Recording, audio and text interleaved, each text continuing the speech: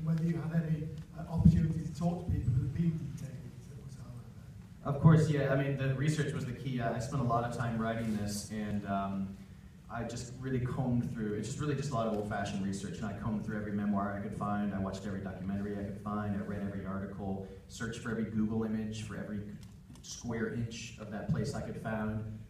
I was super lucky. I found that WikiLeaks leaked the standard operating procedure for Guantanamo Bay, and so that had so much detail because it detailed all this minutia and all these like timetables about how every soldier should handle everything. It's like, this is what their toothbrush should be. This is exactly what they're allowed. This is how much time they're allowed to have outside of the rec yard. This is how you handle, this is how you take them into the showers. So those were all of the details. And before, when I was writing it, which is, you know, the film is almost entirely the way it was written, I didn't talk to any guards. It was just really absorbing memoirs from both of these different sides.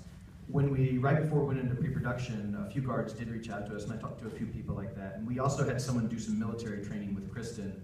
But mostly it was just about a lot of good old-fashioned research. I think the hardest thing, though, the details of it, you know, that just takes a lot of legwork to find the photographs and get the little set dressing and all these things right. The harder challenge, I think, was capturing the feeling of the place. And we were lucky at our screening in Sundance and a few screenings after, I spoke to a few guards and other soldiers that had been there, and they complimented us on capturing the, as they put it, the 90% boredom, 10% insanity of Guantanamo Bay. So hopefully, I think we got pretty close to it. Hi there. I was just wondered whether you had any real major challenges getting funding for a film that's got such controversial sort of roots in the material. Sure. I mean, there's always, I mean, making any movie has challenges, especially, you know, when you're doing it independently like this.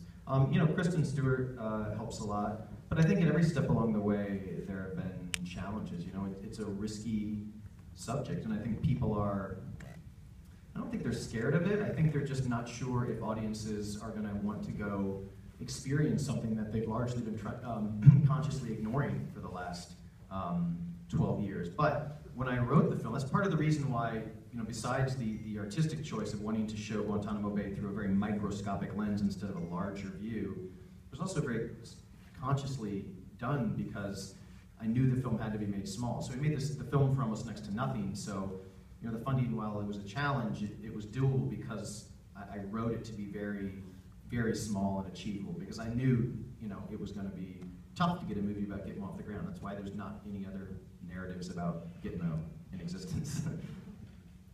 Time for one more. Yeah, just in the middle here. Sure.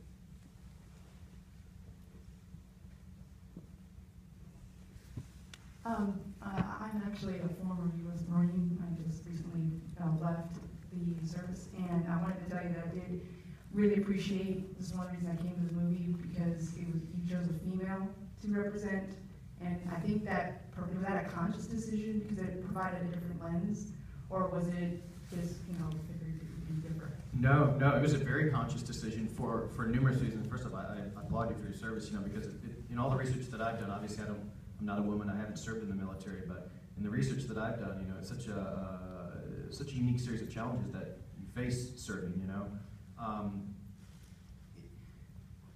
When you make a movie and you have besides the fact of telling the story, and trying to tell an honest story of a woman in the military, you know, you have a movie like G.I. Jane, which is this kind of super soldier type of movie, you know, that never felt relatable to me, you know. I wanted to tell something like a private, you know what I mean, just a girl who wants to go do something important with her life and enters into this situation where she feels conflict on both sides, you know, to have these detainees coming at you, but then to also have some members of your own squad coming at you, you know, and to put this character under all of this pressure to see how she responds and to see how she comes out the other side a stronger person by having had to face both of those things. It was a very conscious decision, and also, it sounds kind of weird, but when I was writing this, my wife, who's also my executive producer, who's over here, she was pregnant with our daughter, our first child, and it was a daughter. And when we found out we were having a daughter, it really changed.